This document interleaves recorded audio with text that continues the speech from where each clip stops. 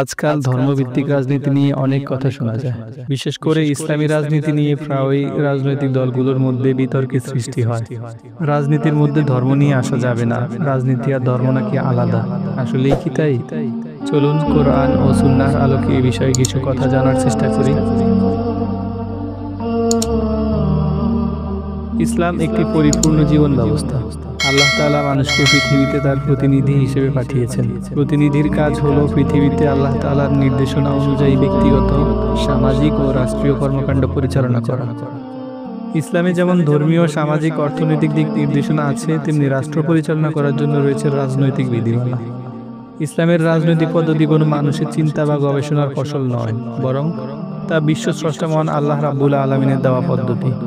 আল্লাহ পাক যেভাবে রাজনৈতিক কর্মকাণ্ড পরিচালনার নির্দেশ দিয়েছেন, ইসলামী রাজনৈতিক পদ্ধতিতে তারই বাস্তবায়ন করা হয়।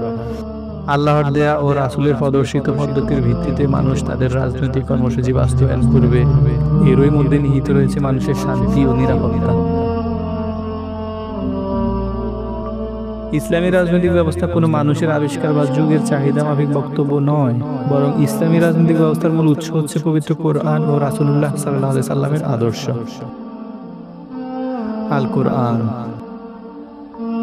ইসলামী রাজনৈতিক ব্যবস্থায় সার্বভৌম ক্ষমতার মালিক একমাত্র আল্লাহ তাআলা।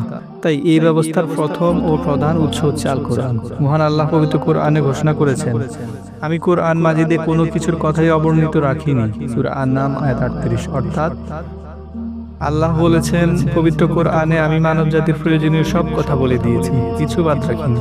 ইসলামী শরীয়তের বিধানের দিকে তাকালে আল্লাহর এই কথার অকাট্য প্রমাণ পাওয়া যায়। শরীয়তের বিধানের দিকে তাকালে আমরা দেখতে পাই সেখানে ব্যক্তি, সমাজ, রাষ্ট্র, রাজনীতি সম্পর্কিত যাবতীয় বিষয়, আইন ও বিধান দেওয়া হয়েছে। সার্বভৌমত্বের ব্যাপারে কোরআনের ঘোষণা, তারই জন্য রাজত্ব, আকাশ, পৃথিবী এবং এতদুভয়ের মধ্যে যা কিছু আছে সমস্তই তার। আল্লাহ ছাড়া অন্য কারো হুকুম দেওয়ার অধিকার নেই। সূরা ইউসুফ আয়াত 40। শাসন পরিচালনার ব্যাপারে কোরআনের ঘোষণা, হে রাসূল, নিশ্চয়ই আমি আপনার উপর আল কোরআন নাজিল করেছি, যেন আপনি তদানুযায়ী জনগণের মধ্যে শাসন কার্য পরিচালনা করতে পারেন এবং নির্দেশ প্রদান করতে পারেন। সূরা নিসা আয়াত 105। কোরআন আরো বলছে, আল্লাহ যা নাজিল করেছেন সে অনুযায়ী যারা বিধান দেয় না তারাই কাফির। সূরা মাইদা আয়াত 44। ইসলামী রাজনৈতিক ব্যবস্থায় মানুষের মন গড়া আইন অচল। এই ব্যাপারে কোরআন বলছে, আল্লাহ তাআলা যা অবতীর্ণ করেছেন সে অনুযায়ী জনগণের মধ্যে শাসন কার্য পরিচালনা করো। সাবধান, মানুষের খেয়াল খুশির অনুসরণ করো না। সূরা মাইদা আয়াত 49। খিলাফত প্রতিষ্ঠার ব্যাপারে কোরআনের বক্তব্য, তিনিই তোমাদেরকে পৃথিবীতে খলিফা বানিয়েছেন। সূরা ফাতির। ইসলামী রাজনীতির উদ্দেশ্য সম্পর্কে পবিত্র কোরআনে বলা হয়েছে, এরাই তারা, আমি যদি এদেরকে পৃথিবীতে ক্ষমতায় বসাই তাহলে তারা নামাজ কায়েম করবে, যাকাত আদায় করবে, লোকদেরকে ভালো কাজের আদেশ করবে এবং মন্দ কাজ থেকে ফিরিয়ে রাখবে। সূরা হাজ আয়াত 41। বস্তুত পবিত্র কোরআনেই ইসলামী রাজনৈতিক ব্যবস্থা, কর্মধারা, কার্যসূচি, দায়িত্ব, কর্তব্য ইত্যাদি মূলনীতি সমূহ স্পষ্ট ভাষায় উপস্থাপিত হয়েছে। রাসূলুল্লাহ সাল্লাল্লাহু আলাইহি সাল্লামের আদর্শ বা সুন্নাহ। ইসলামী রাজনৈতিক ব্যবস্থার দ্বিতীয় উৎস হচ্ছে হাদিস তথা রাসূলুল্লাহ সাল্লাল্লাহু আলাইহি সাল্লামের বাস্তব আদর্শ। কোরআনে বর্ণিত মূলনীতির আলোকে মহানবী সাল্লাল্লাহু আলাইহি সাল্লাম ইসলামী রাজনৈতিক ব্যবস্থার বিস্তারিত বাস্তব রূপায়ণ করেছেন। তারই প্রতিষ্ঠিত মদিনার ইসলামী রাষ্ট্র।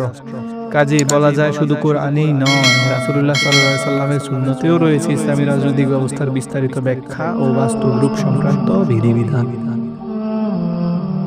নেতৃত্ব ও আনুগত্য রাজনীতির মূল ব্যাপার। এই বিষয়ে মহানবী সাল্লাল্লাহু আলাইহি সাল্লাম বলেন, যখন তিন ব্যক্তি পথ চলে তখন তারা যেন তাদের একজনকে নেতা বানিয়ে নেয়। মিশকাত। যে ব্যক্তি নেতার আনুগত্য হতে হাত গুটিয়ে নেবে তার মৃত্যু হবে জাহিলি মৃত্যু।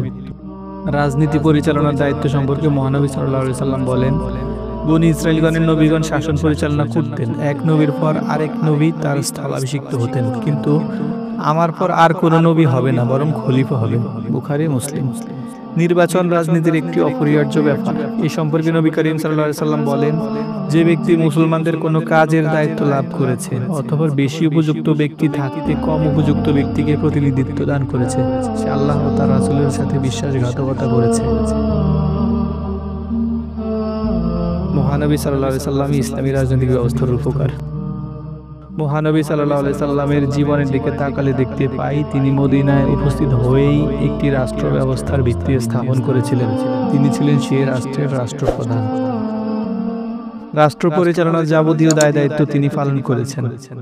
কাজেই বিনা দ্বিধায় বলতে হয় রাসূলুল্লাহ সাল্লাল্লাহু আলাইহি সাল্লাম ছিলেন ইসলামী রাজনৈতিক ব্যবস্থার মূর্ত প্রতীক এবং বাস্তব রূপকার।